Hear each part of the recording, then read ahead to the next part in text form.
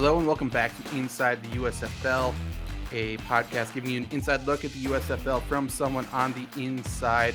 Birmingham Stallions center Jordan McCray is with me to my right. I am Zach Brunner, and yet again, it's a victory Monday for us when we are recording halfway through the regular season.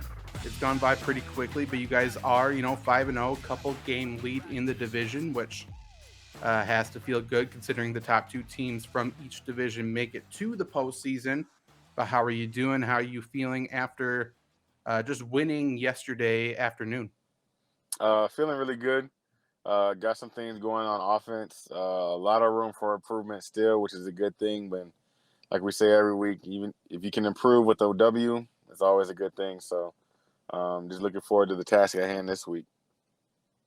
Yeah, I feel like obviously there's things to clean up still, but it feels like one of the more complete games you guys had played. At least felt like, scoreboard was close early. Obviously, you went to the half down once again. You guys came out firing again, but it felt like you guys were in control pretty much the whole time. Just looking at the stats too, I think that kind of suggests it. Time of possession, you guys had it 38 minutes compared to the Stars 22. You guys had one less drive, but 26 more plays, 120 more yards. I mean, it was pretty dominating. And we talked about last week, the running game was kind of iffy last week. That's something that you guys probably should improve on. And this week, at least from a spectator's point of view, it seemed like that was the emphasis. You guys came out and ran it right away, and you ran it and stuck to it, committed to it the entire game. Was that the plan coming in, or was it something you just adjusted to in the game because it was working? It's a little bit of both. We came into the game knowing that we had to do better offensively, running the ball, and so that was a bit of emphasis. And then once we started getting some good yardage and some good plays, just wanted to lean on that a little bit more. And between Alex and Jamar both playing really well, we had a pretty good offensive game, but still, like I said, after we just finished watching the film, a lot of ways where we can be better. Yeah, and I think both sides of the ball would say that as well. Like, there's things that you got to continue to get better at. But this has to be a pretty good feeling for the defense. I mean, coming in, and rightfully so, the spotlight for the Stallions has been on Scooby, right? Yep. He's been really good, and he was out for this game, so the defense had a lot to overcome and a lot to prove. I would say, come Yeah. out, they give up a touchdown right away, but then they buckled down, and they were solid the rest of the game. So, can you say anything specifically about the defense? Was there more emphasis or more energy from the defense, or was anything different this week from the sideline without Scooby Wright on the actual field? It wasn't too much difference, like because Scooby's a great player, but also like a great person. So even when he's not in, he's still very much involved, and just making sure that the guys that were going to be stepping in for him played well and knew exactly what they had to be doing, and he did that, and those guys performed really well, and so it's just really good complementary football, really good team environment. The next guy is ready to step up, and the guy that's not able to go is always ready to encourage. So it's a really good environment that we built here with the Stallions. It does seem like that. From linebacker, like we're just saying, quarterback, obviously Jamar and Alex has been, even just last game, I mean, basically balancing each other out. When one comes in, the other comes in. It's been really good to see, and I feel like you guys have a good complementary skill set with everybody, which has proven to be the case with wins.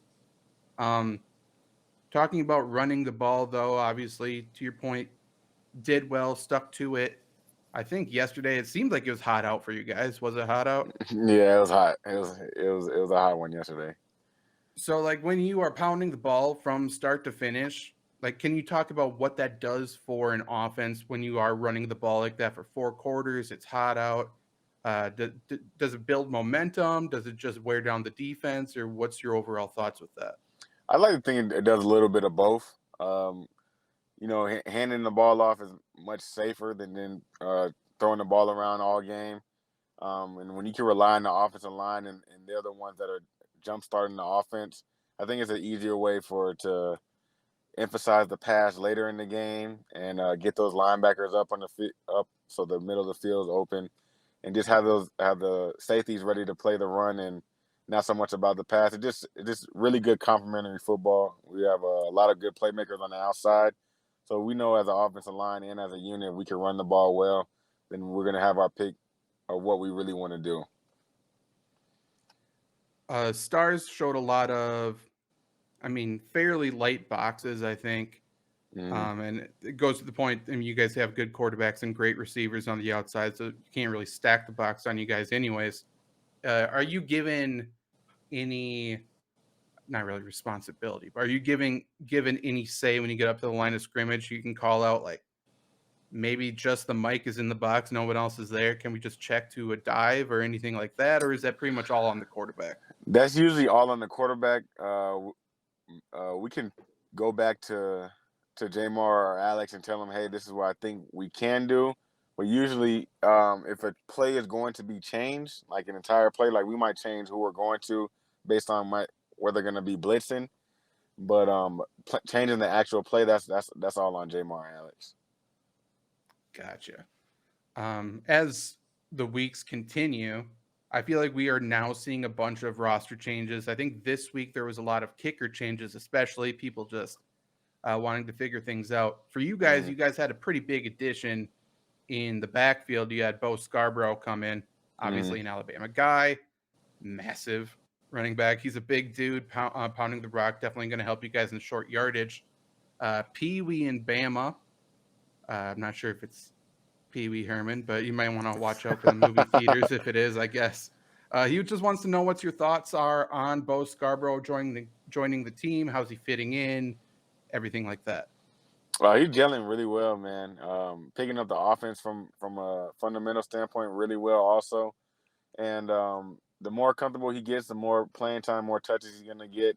And I think he's gonna complement the backs that we already have really well. And he's a great teammate so far, man. All the offensive line have been chilling with him. He's coming over to our place twice now. So a really good guy. We already knew he was a really talented player, but he's meshing really well with the team so far. It's a really good addition. It was definitely a nice contrast towards the end of the game. Obviously, you guys were spread the entire time. End of the game, too tight, short line splits. You had 3 running backs in the backfield, fullback just pounding the rock. So from your point of view, what do you enjoy more? What are you more comfortable with? Do you like the big line splits where you get to move around in space a little bit more, or do you like it to just be, shoulder to shoulder, sort of bully ball in the trenches? Man, I love it all, to be honest. But in that situation, I like that more. 2 tight ends, fullback, pound the rock to win the game or secure the game. That's really just putting the ball in the offensive line's hands and the running back and saying, you guys go get us 10 yards in 3 plays and just take this game out. And that's that's the best position to be in. You already have the lead. You're trying to secure the lead and just come off the ball as hard as you want to and move guys and win the game that way. So I'll probably say in that situation, I would like that best. And obviously, if you guys continue to have success with that, it's only going to get hotter in Birmingham. And if you guys are coming at people, it's going to be dangerous. Speaking you just being able to come off the ball and stuff like that, there was one play you snapped the ball, pulled to the left, you got to take out the end. From a center's point of view, how hard is that, snapping the ball and then being asked to pull immediately? I guess since I've been doing it for so long, it's not as bad. But a lot of the times, if you're not focused on where the ball is going to be going, because naturally your hips are going to open up. You don't want the ball to travel too far one way or too far the next way. But my natural position is playing guard, so I feel like as soon as I snap the ball, now I'm a guard again. So that's how I kind of look at it when I'm pulling, and I like being out in space and being able to show my versatility and things of that nature too. So, Definitely showed. Not a lot of centers can make plays like that. Like it's actually really impressive to see. So it was good.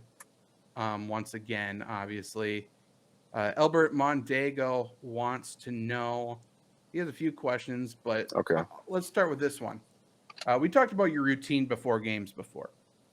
This past week now, though, you guys had to play 11 or you're in Central Time, right? Down in Yes, Birmingham, or Central is it Time. Yep, Central Time. Yep. okay? So you're playing 11 a.m. Yesterday. This week you're going to be playing at 6:30 at night on Saturday. How does your day of truly change before a game? Because you said before you like to eat right away, but then kind of get hungry for the game, so you feel light out there, you feel Yeah, skinny. yeah. How does that change for 11 a.m. versus 6:30? It changes a little bit because I don't want to go out there with a completely empty stomach. So I did eat a little bit before the game. Um, it really just speeds everything up. Like a lot of the day when we play at night, a lot of the day is just relaxing, going over film or taking my mind off football because I know that's what I'm about to get into that night. And really, when you wake up, we woke up at I woke up at 6:50. Had to be at the hotel for meetings at 7:30, and then it's like you're hitting the ground running. So it's just a little bit of a faster start. So you just the night before is a little bit more crucial, making sure you get the right amount of rest, go to sleep on time, hydrating, things of that nature. So it really just speeds everything up a little bit. You talk about getting your mind off of football, and Albert Mondego also wants to know any hobbies outside of football, and are you able to really do some of these hobbies down there in Birmingham since you're not really at home, even though you're kind of setting up shop for a couple months? Um, Really, a lot of my hobbies revolve around hanging around people. So being around the guys, we do that. Have offensive line dinner 2 days before every game. Um, Watching TV shows. Just finished watching Ozark, great series. And I'm a big Yeah. anime guy, so I'll tune in to anime every now and then too. But during the season, a lot of the hobbies is studying film, chilling with the guys, and watching TV for real, and recovering. So Definitely. that's pretty much all it. How much recovery are you doing down there? Is it pretty intense in terms of with the trainer, and is it pretty much self recovery? A lot of it is self recovery. We have our own recovery room down at the. They just opened up about 2 weeks ago at the hotel. So chambers for guys to go into, Normatec boots, their guns, all that kind of stuff. And you're pretty much a lot of that all day. So guys are just depending on what their schedule is, going in there, getting a little bit here, right before a meeting, after a meeting, stuff like that. So um, I would say a fair amount, and then a lot of it is just stuff at home, foam rolling, stretching, and go to the gym, getting a sauna for a little bit, stuff like that. So a pretty good amount of recovery and treatment is being done. So Are there specific team doctors? I think the UAB training staff is doing most of the stuff down there, if I'm not mhm. mistaken. But is there anyone who's devoted just to the Stallions, or are they bouncing around the entire time? So doctors are for everyone, but every team has a designated trainer. So who's going to orchestrate the treatment times, like whether it be 3 hours before or after practice, something like that. So every team has their own trainer, but when it comes to doctors and more serious injuries, I believe that we're sharing all the same one. And I wouldn't know that for 100% fact because I'm not gonna lie, I try to be in the training room as least as possible. Right. So Yeah, hopefully you don't find out, I guess. yeah, exactly. Icy Boss Hog wants to know, are you seeing players a lot from other teams? Obviously, you guys are still going to the hotel for team meetings and stuff like that. Are you bumping into other teams a lot, less than before, or no? Really the same amount, man. It's inevitable. Like we share the same weight room and same training room area, and a lot of us share the same meeting room space as well. So yeah, we see those guys every single day. Guys we're playing against, guys we haven't played against. We're gonna bump into them at some point in time in the hotel because it is a very very big hotel, but with 400 plus guys, it's you can't get around it. Right, right. And level ad 4138 wants to know, I mean, you guys are bumping into each other a lot. Are there any rivalries starting to form? Obviously, you guys have a target on your back being number one. Mm. He mentions the Tampa Bay game. There's a little bit more jawing, a little bit more fights on the field. Do you feel that or not really? There's a little bit more talking and chirping between certain teams, like us with the Tampa team for sure, New Orleans as well, um, and the team that we're going to be playing that week. So I wouldn't say rivalry, Sure. but there is a lot of back and forth chatter going just because it's like such close proximities. Everybody has egos and just excited to play the game. So it's you can't get around it. So yeah, it is. I wouldn't say rivalries forming, but there's definitely a lot of talk before and after the game. So Yeah, that makes sense. mm. The amazing Coconut wants to know, is there any pressure being the only undefeated team right now? And if there is any pressure, how are you and your teammates handling it so far? um, from my standpoint, I don't look at it as pressure because regardless if we were 0-5 or now that we're 5-0, I'm still going into every week preparing to win and expecting to win. So um, my I guess routine or practice, how you're gonna practice doesn't change at all.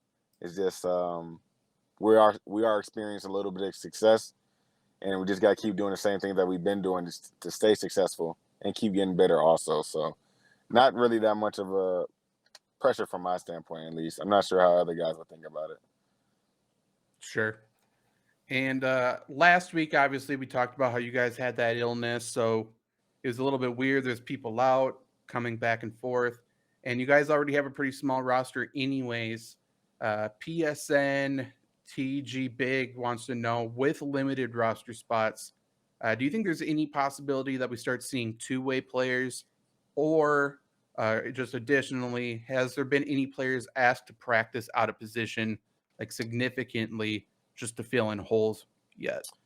Not on our team, but I know on other teams there has been cases where guys have been playing both ways. I know for a fact Houston has a offensive lineman that plays a decent amount of interior D line, and guys on other teams I've talked to have been approached about playing both ways. Former teammate of mine, Rennell Hall, who was I'm not sure if he starts, but plays a good bit of defensive back for Tampa, but he's a receiver. So Okay. by trade, and can play in the backfield as well. So I'm not sure if we'll see any of that coming about in recent weeks or in the future weeks, but I wouldn't be surprised at all. And we talked about this before the season, but I mean, we saw, I think it was Carey on your team, big tight end, take some big hits. Have Mm. you talked about Skip moving you out to tight end at all, just in case, emergency tight end?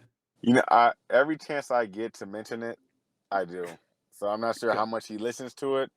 He hears it, but I don't know if he's listening. Hopefully one of these days, we'll get the opportunity for me to get the ball besides snapping it. Fair enough. It might be needed. And if you guys are 9-0 going into the 10th week, just say we might as well Might as try well. some stuff. Yeah, give the guy, give whoever we're playing in the first round something else to think Yeah, about. exactly. Show them a different look. Got to mix it up. They have to practice it. Yeah. Um, but we talked about this earlier. Panthers is the next opponent. Michigan Panthers Saturday night on NBC, 7:30 Eastern. You guys have been playing on Saturdays. This past Mm. week was a Sunday, so technically it's a short week. You have one less day. Does that greatly impact your upcoming week at all? Is there anything that's abbreviated, or does it seem pretty much business like usual? It's pretty much business like usual. It's just that this day is going to be a little bit longer than it would be in the past because we have to get a little. Usually, the day after the game is just reviewing the game, finding out the mistakes, and just putting that game to bed. But today for us will be more of putting that game to bed, but also getting a start on Michigan this week, seeing as we won't have the extra day. So Fair enough. Anything else you want to talk about before you get back to your long day? no, that's pretty much it. Good. Yeah, so definitely watch the Stallions try to move to 6-0 Saturday on NBC. Should be a good one. Jack Collinsworth is calling games. I didn't know he was actually play-by-play. So, Okay. yeah, watch out. I guess they're probably going to try to do a double Collinsworth team in the future with his dad eventually. I'm assuming that's what they're I mean, gearing up for. it got to. You got to. Yeah, it'll be. Maybe they'll slide in from opposite sides or something. It'll be crazy. But I'm Zach Brunner, Jordan McCray with me, and we'll talk to you next week. See ya. Peace.